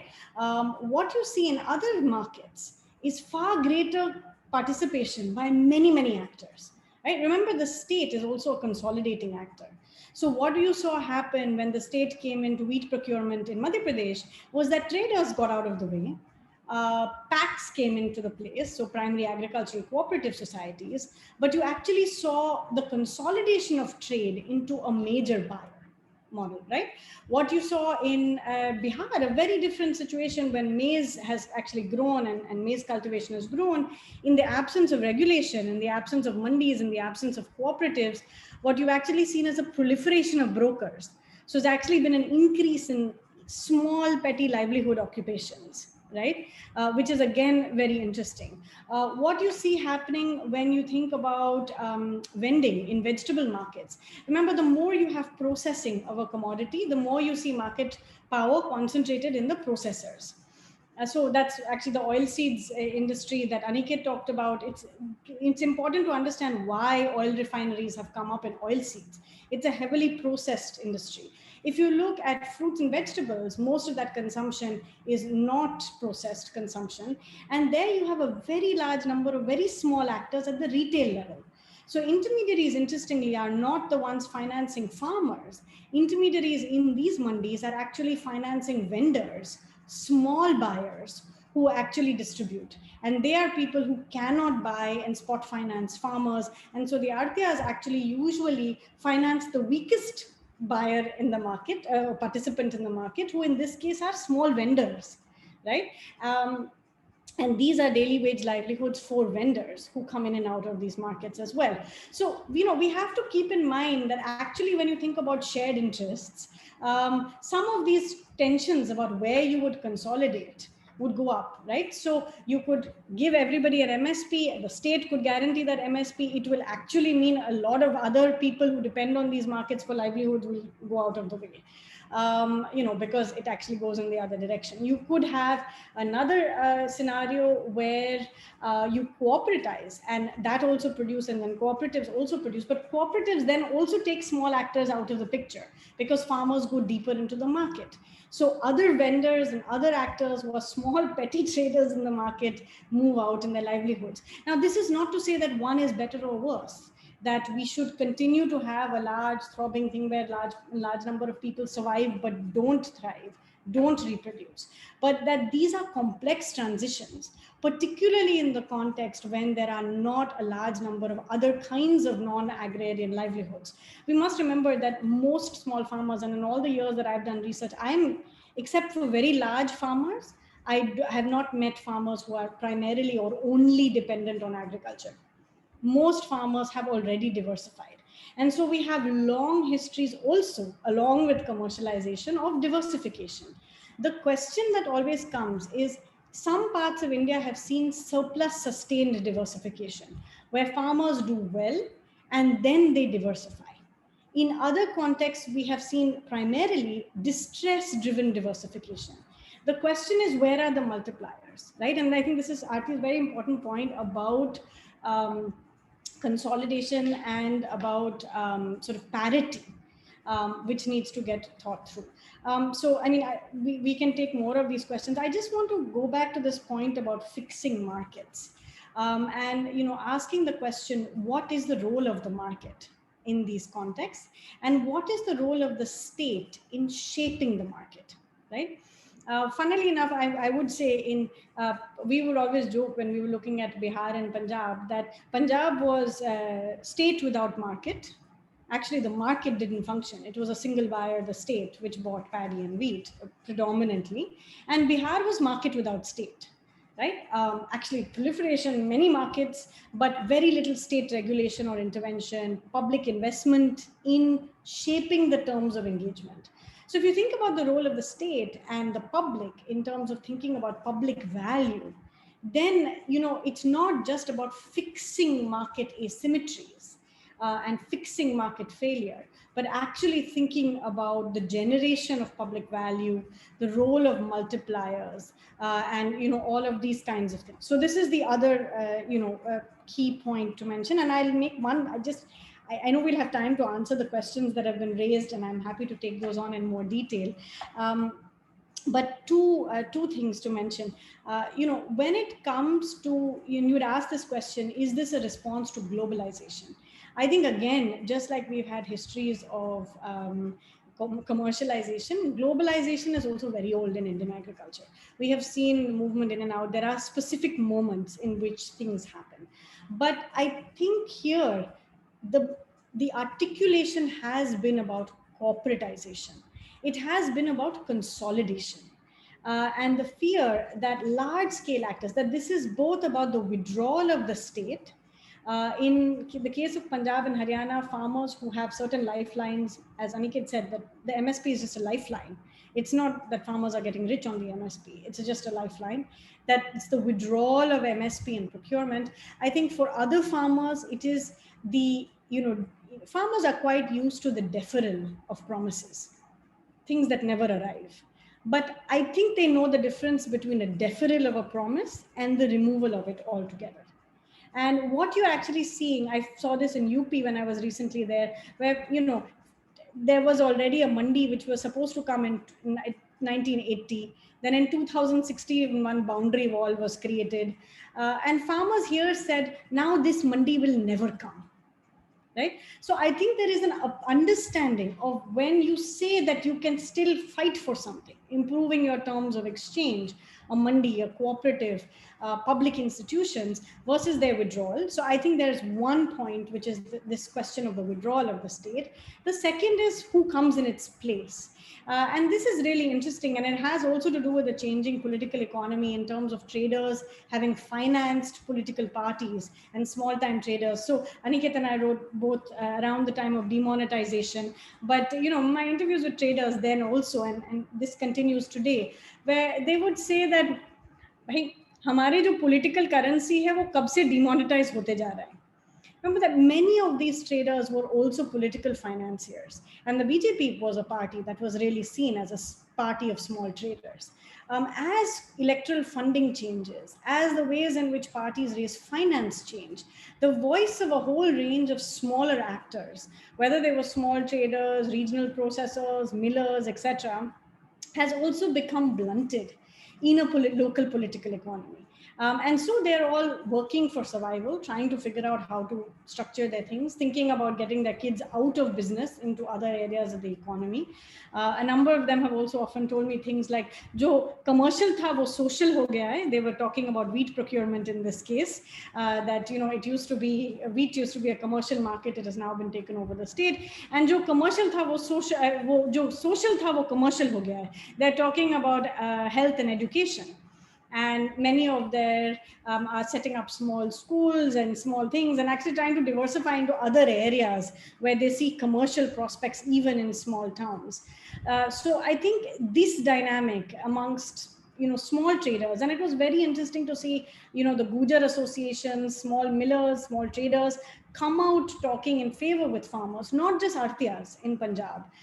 Many of them haven't mobilized and come out, but I think there's an acute understanding that our imagination of the private sector is increasingly that of the corporate, organized, large-scale private sector, not of the actually existing Indian private sector. And that requires a different kind of imagination and a different kind of public investment as well. I'll stop here. Thank you, Mekhala. I just asked the person who unmuted themselves to please mute yourself. Ishika Kundu, can you just make sure that your mic is off? Right. So, thanks for these, because I think in some ways, all three of you have picked up certain questions that people have been putting in the chat. But there are certain other questions that remain, plus things which have arisen out of what you've said. So I'm just going to pick up some questions, and feel free to address the ones that you want to say something about, or if there's other things you want to say, go ahead. So I think that question that Barbara Harris White asked about the converging interests of farmers and traders, Mekhala, you've just answered that. But then I think what it made me wonder was the way in which, if small traders in MP tell you that the BJP isn't now representing us anymore, they are representing corporates. So I'm just curious about the political implications of this.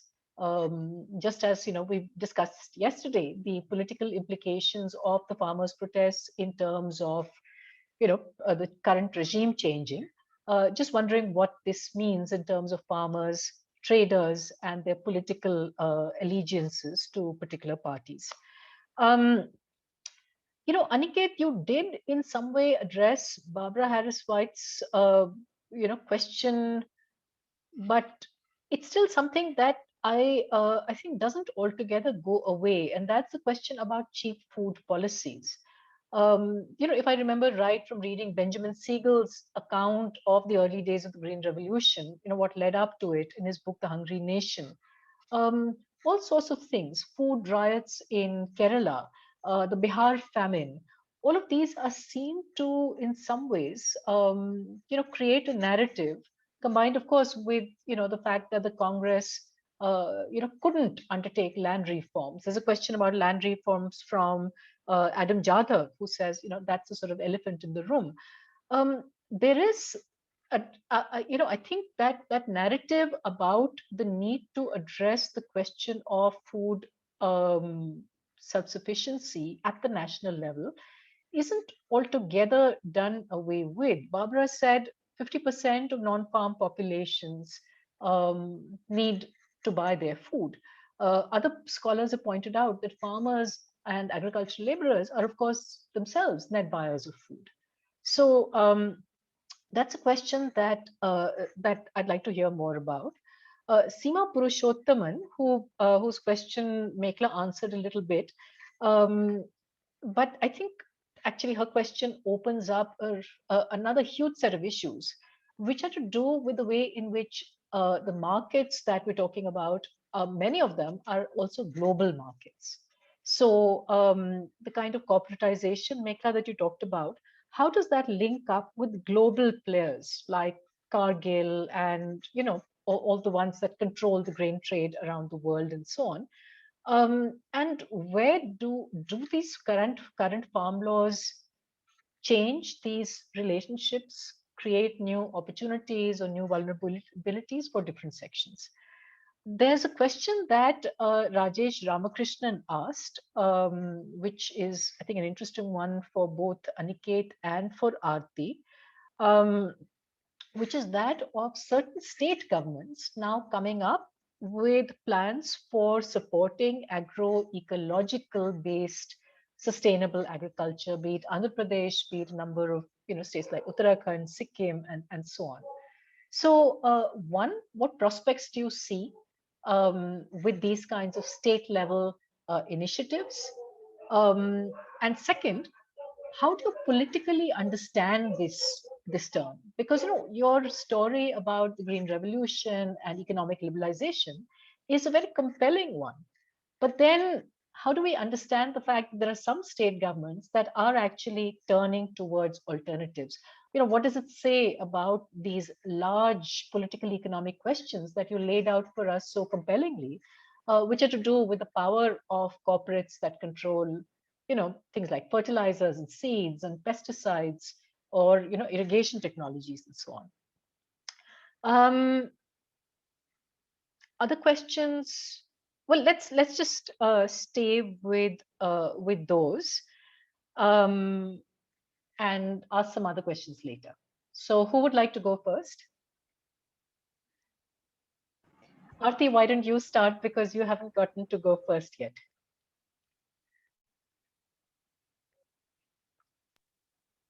Thanks. I'll just say something and maybe I'll come in again after Aniket and Mekhala have had their, have also spoken about this. So in Andhra Pradesh, there's this experiment of farmer producer organizations. I think that's a model. We've seen this with millet farming, for instance, right? And the idea behind farmer producer organizations is that you actually create, it's again a marketing question. How do you connect individual farmers with individual retailers? And the experience of these is mixed, actually. One, we've realized that actually smallholder farmers don't end up being competitive for all kinds of reasons, economies of scale being one. So I think that, again, that we need to focus on how farming actually occurs at the level of the household and what those economies are and how we make those more sustainable. I'm trying to remember some of your other questions. Could you just repeat your other question, Amita? The ones that I asked just now? Sure. Yes. Yes. Yeah. So there was a question from Seema Purushottamam around, global commodity chains, or rather that I'm kind of freely interpreting her question as, well, what does this mean for Indian farmers to think about? Because so far our conversation has really been within the confines of the nation state. What are the implications of the current laws as well as the protests against them? What are they telling us about global markets? That was one. There was a question from Adam Jadhav about land and property rights and the ways in which that still continues to be a question which hasn't been given enough, enough political attention. I think you began to answer Rajesh Ramakrishnan's question about Andhra Pradesh and the kind of model of state-supported, an agroecological based model of farming. And I'd asked about the BJP and small traders and the implications of the shift in the BJP. Okay, so I'll talk about this question of global, what is the relationship between farming in India and sort of global flows. Again, this will depend on this will be different for different kinds of crops, right? But what we've also seen is, let's just take the example of a company like Monsanto, right? Which is a kind of big, Aniket will also have lots to say about this. The way, for instance, in which global capital in the form of Monsanto appeared on the Indian scene is through a set of, through creating franchisee models, right? Where Mexico, for instance, franchises out its technology to local seed firms, which then buy the rights to germplasms and so on from Monsanto. Recently, there has been a move by scientists in Delhi University some years ago have created like an indigenous gene event, which hopefully will bring prices down. What we've seen then with a company like Monsanto and all of the other inputs that also then begin to be globalized is that individual producers become, in a way, it produces a franchisee model where every peasant producer becomes locked in a kind of upward pyramid scheme, really, where an individual producer themselves sort of operate as a sub franchisee of the company selling this technology. One of the things I think, again, to think about is how publicly financed institutions can intervene here, where you have options. So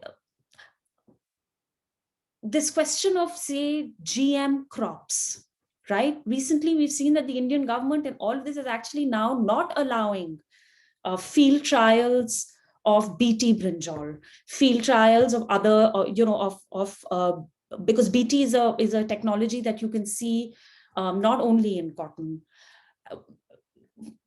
I think that the question of global capital's access to Indian farmers operates at two levels. One is the provision of inputs, the provision of seeds and pesticides and so on. And the other is how global prices actually affect local commodity prices. And this we've seen again post liberalization, the linking of the linking of agricultural prices in Indian markets to which are indexed to global commodity prices. So biocapital itself, or international capital itself, has we need to disaggregate the avenues at which it actually then creates a relationship between household production and the market. I think one of the aims of these laws is to produce, as Mekhala has talked about, a vertical consolidation between production all the way up to retail. The Indian seed market is worth over $8 billion. And so that is very central to, it's very central to the imagination of a new agro-industrial sector. On the question of the BJP's, on the question of the kinds of local alliances and support base of, petty commodity or small traders and the BJP, we've certainly seen a fracturing there, because I think the BJP's sources of revenue now have to do with sort of bigger players. I would be interested in listening to what Mekhala and Aniket have to say about this. I actually don't know from where I'm standing what the future political implications of this are in terms of the kinds of party politics that we might see occurring as a result of this. So, I'm interested in hearing, Aniket and Mekhala's responses to this. So I'll stop here. Thanks, Aarti. I want to ask Mekhala to go next, but Mekhala, there's another thing that really struck me in what you had said before. And if I can just, draw your attention to that, and maybe you can expand on that as well, which is that you really laid out for us a paradox between, on the one hand, state regulation and this proliferation of informal sector vendors and buyers, etc. And you said that any kind of attempt at formalization and consolidation actually ends up squeezing out that diversity. And this to me is actually really presents us then with this paradox. Then, well, what do we do? And you're of course directing our attention to the huge variations across regions and across commodity chains and across histories of cultivation and trade and so on. And you're saying one needs to think about these things in a disaggregated way. But it still seems a pretty staggering kind of observation. So I just like you to talk more about it, but feel free to ignore this if you want and go ahead, please. No, thanks. Actually, I will take it up. I'll come to it right at the end, because I think it's actually the critical point that we need to sort of think about as we consider how to, rethink this whole challenge that we have. So the first, just let me, a brief point about the politics. I think we don't know. In 2018, we saw huge protests by farmers. A lot of people said that would reflect in the 2019 elections. And that would lead to very sharp things. Demonetization had already happened and had wrecked many of these, relationships and lives and livelihoods in the process. GST had also come in. It did not register electorally. Now, whether there are other ways of thinking about what is happening in local politics than elections, I think is very important. But party relationships are sustained through multiple things. And also, traders historically have been quite defensive. So you'll often find one brother in the Congress party, one with the BJP, one, even within households and families, they diversify depending on who might come to power, their politics as well. And they have multiple projects that they're part of, cultural projects, religious projects, a whole range of different kinds of identities and affinities. So these don't work out in any simple way. I remember at the time of demonetization, a trader telling me, we will give him galis about notes, but shower him with votes when it comes to this, and he said, so he said, how's that for upke commodity exchange? So, this is, it's something we are going to have to watch and understand, but I would say we should pay attention to what is happening outside of the electoral realm and pay attention to other kinds of relationships, associations, expressions that are happening in all of our field sites to get a different sense, the time in between what happens with elections, particularly because, we are talking about parties that have very different electoral capacities right now as well, and a lot of changes that are happening. So we can come back again to politics, what another kind of ways of thinking about it. There was a very important question about, incomes. And I think one of the things we've learned in all of these studies of markets on the ground, particularly in this recent work that we did, was that, see, there's a huge gap between price discovery, the price that is quoted to you in the market or that you're able to, and price realization, the price that you take in your pocket when you go home, or in tied up in various bags that you take with you, or whether it gets deposited into your account now, and it's, so once you take into account losses due to weighment, losses due to delays in payment, deductions of various kinds, there's a big difference between price discovery and realization. There is, and each of these processes is negotiated depending on your market power. How long, how much you're fully settled, how well you're paid, how quickly you're paid, how completely you're paid, all of that.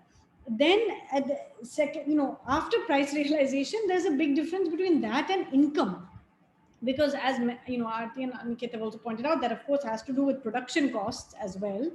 And so even the MSP is not the MSP everywhere. We found farmers in Punjab got the MSP. Farmers in Orissa who got the MSP got less than the MSP. And some of that was because of a practice like Katni Chutney and, all of these kinds of things where deductions are made. So, that's one part of the story. But then, your production costs are different.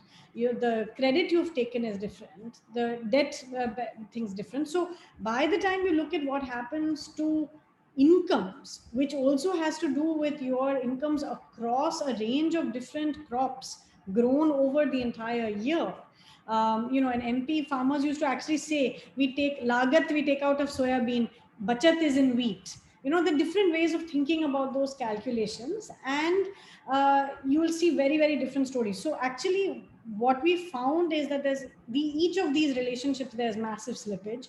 Secondly, very importantly, we keep thinking there are these low-hanging fruit. If only we get quality and standardization sorted out, it will be good.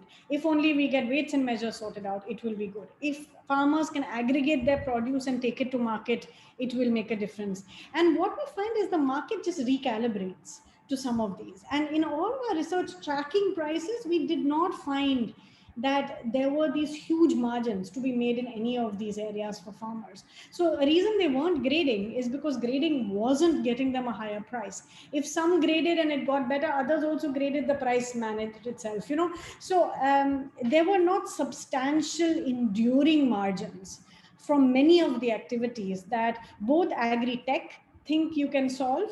And one person who sets up FPOs and, has been promoting this, said agri-tech in India is like, solutions in search of a problem, because they keep coming up with things, then putting it on the ground and then finding the margin has disappeared. And then, you go back to the current system. So it's a very resilient current system in that context. So that's one. The third point that I wanted to make is actually about consumers. When we say the Indian market is efficient, we have to keep in mind that it's not just small scale producers, and not just, of course, the fact that all farmers are also consumers. But if 68% of the national population is dependent on the National Food Security Act or comes under the NFSA, you are talking, and Aarti also gave you a sense of the inequality of the population, you are actually talking about, very, very poor consumers that dominate the Indian market. So when it comes to corporate and industry, they really struggle with the fact that our terms of production and consumption are dominated by small actors. And so, when you look at large scale corporatization, that's one reason that they've been able to corporatize seeds, for example, so much more, and consolidate in seeds so much more than in output markets, because output markets have an enormous amount of diversity. And an enormous amount of differentiation. Even the same commodity is sold at different prices at different levels for different consumers who can afford at different prices, and the intermediaries do this job of distribution. Now here it's a really important point to point out, because in my conversations with large scale multinational and national corporate actors, one of the things they've repeatedly said, and I think it's worth pausing on this. The problem with the Indian market is that there are not enough barriers to entry. They didn't say there are too many barriers to entry. They said there are not enough barriers to entry, right? So the argument with the new laws is that regulation is the biggest barrier to the entry of corporates, right? Corporates are telling you a different story. It's not that regulatory barriers doesn't allow them to exist, because any corporate who has wanted to come into these markets has come in at various levels of buying. It is that there is not enough channel command or channel control that has been offered to large scale buyers, right? As Aarti said, these laws people may think will allow it, but actually regulatory fragmentation is not good for corporate buyers either. So paradoxically, I don't think the laws, to some extent, invisibilization is good. But in the Indian context, actually, and this is one of the reasons large scale corporates, and the Adanis, for example, are doing this with warehouses, are actually taking on FCI warehouses. See, the biggest consumer of wheat and rice is the state. And so managing the state stock is quite lucrative because it's already quite consolidated and there could be commercial interests there. But managing many small actors is extremely transaction intensive.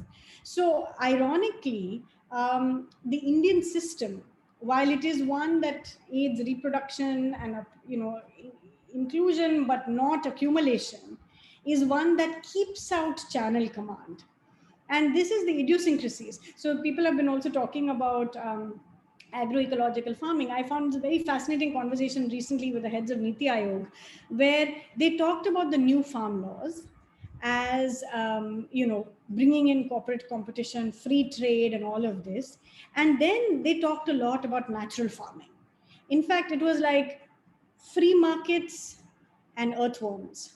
This conversation was so much, it was like went on and on about earthworms, and Bruno will have something to say about that interest. But it was really interesting, right? That they were so these kinds of funny contradictions is what really throws off corporate capital, right? They try their best, but in the end, they settle for buying at the extreme end, coming into some markets, trying to consolidate in certain crops. But overall, that large scale corporate consolidation, for which you need richer consumers, you need much more processed food, and you need much greater active engagement of the state in facilitating, not just land consolidation, but market consolidation and retail consolidation, has constantly been interrupted by Indian political economy and idiosyncratic beliefs at the state and central level in policy. Right? This kind of policy confusion is terrible for large scale corporate. Maybe our biggest hope is how idiosyncratic we are in terms of taking away corporate power. At the same time, that doesn't give us much hope when we start thinking about livelihoods and dignified lives and living and transitions for a very large number of our people. And that, I think, is where a great amount of creativity has to now be exercised in thinking about this. And I think this is something Surendra Jotka always reminds us of, but I think and David Ludden's work has also reminded us of, that the agrarian has always been more than the rural. The agrarian has always included the urban, and for a very long time, Indian urbanization happened within the sphere of agriculture. And similarly, the rural has always been more than agriculture. So, how we work out these relationships, thinking about the transitions, thinking about the politics, thinking about public interest, and somebody mentioned a very great question about data and commercialization of data. Data is a public good. That again we need to kind of think about. So the role of the state here in thinking about public value and this new imagination is going to be critical. So that's the last point. It comes back to politics. Can we think about a politics that thinks differently about the role of the state in both generating public value and in safeguarding public goods, where we actually think about markets like mandis or hearts and in public infrastructure, as well as market intelligence systems as public goods that are worth defending and working through. I'll stop here. Thanks so much. Thank you so much, Mekhala. There's a lot to say there, but it is past 8:30 and we do need to wind up. But Aniket, don't feel you need to sort of, hurry up. I think, yeah. No, thank you. I'll just pick up on remarks that Mekhala and Aarti just made, but let me first, and let me do that by taking Adam's very important question about, how land distribution, land redistribution is really, is the elephant, as you said, Amita, which the elephant in the room that we are not really talking about. Now, if we, briefly, as Julie Guthman has argued, I think it's a very powerful argument which goes beyond just certified organic agriculture, which is that one can't get the kind of transition to sustainability that we need without decommodifying land. And I was really struck to see recently when I read this that Dr. Ambedkar reached a similar conclusion, although he was neither thinking, he was not thinking agroecology for sure, but reached a similar conclusion from the root of annihilating caste. So, with all this said, property redistribution is not a priority for most farm unions. And the demand by Dalits even for degraded land attracts violence, as I think Jignesh Mevani's career is one of the best illustrations of that, of what violence this demand attracts from dominant castes. So if we picking up from where Mekhala left her remarks about political financing, I think that's really a very important investigation needs to be done on this, as what it means for a political economy, the way political financing is changing, and what it means in class and caste terms. So, for instance, recently Kancha Elia Shepherd has argued that we should really be seeing these farm laws as pulling the rug from under the feet of the land-owning Shudra castes and the dominant castes and their political parties, or political parties who have their base in these castes. So, if anything, the redistribution question has become even harder.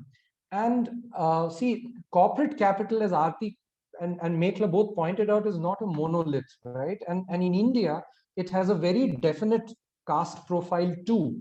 And I think Shreya's here and her work and some of my work also shows how farming castes are entering into agribusinesses, either on the input side or on the marketing side, right? And what are these laws going to do for these new castes who are venturing into entrepreneurial pursuits? Okay, and if indeed, so Christoph, yes, indeed, Carol Upadhyay's work, and as if Christopher Jaffalot too has argued, now coming from a different route, that if we are seeing indeed a counter revolution in caste terms, then it's not enough to say that what will happen. The possibility. We really need to see which castes within corporate capital are going to profit from this and which are going to lose out. But on the whole, I would still say that the question of land distribution has in fact receded even further from the political horizons, and it has not been on the political horizon for a while. At least nationally, in pockets it may have been. But let me just end by saying that actually speaking, if the food security question is to my mind, not the real constraint here, because consistent research in agroecology shows that a well-designed agroecological farm, a polycrop mixed farming, well-designed, I'm not saying any agroecological, I mean any combination of crops, actually produces more food than an equivalent plot of monoculture land. I mean, this is the research on land equivalent ratio. So really, I mean, we may have less rice and less wheat per se, but we will definitely have more food. And research can be done to figure out what that well-designed agroecological farm looks like in different parts, in different agroecological zones. So I don't think that the nub of the matter comes down to, will there be enough food for this country or the world? Thank you.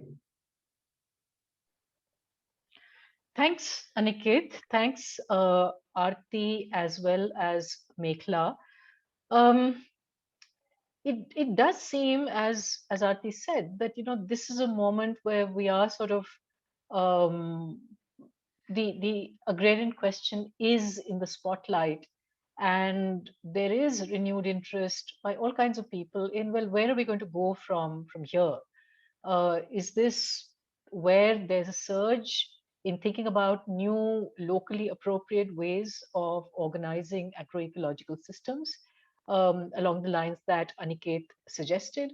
Or is it to be what I see when I look at plans for interlinking rivers, taking dryland areas and getting people there hooked on precisely that same green revolution model that they haven't been able to practice for various reasons, but which still remains the aspiration of them all.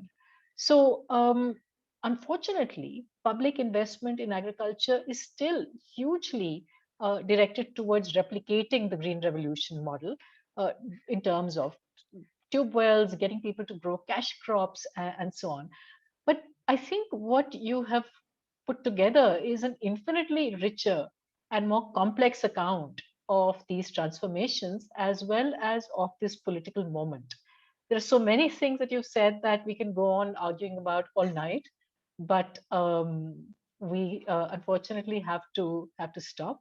I'd just like to thank you all deeply for your very thoughtful presentations. I'd like to thank the audience for these really probing questions. And with that, I'd also like to thank Mike Levian, who has organized this with me and who chaired yesterday's session and did the timekeeping today, and the IT team at Ashoka, especially Sandeep Ladwal, who's been helping us deal with all the logistics. So thank you, everyone. And we look forward to seeing your commentaries and your thoughts in print before too long. And thanks everyone in the audience for coming, for listening, and for engaging in this discussion. Thank you, Amita. Thank you all. Thank you, everyone.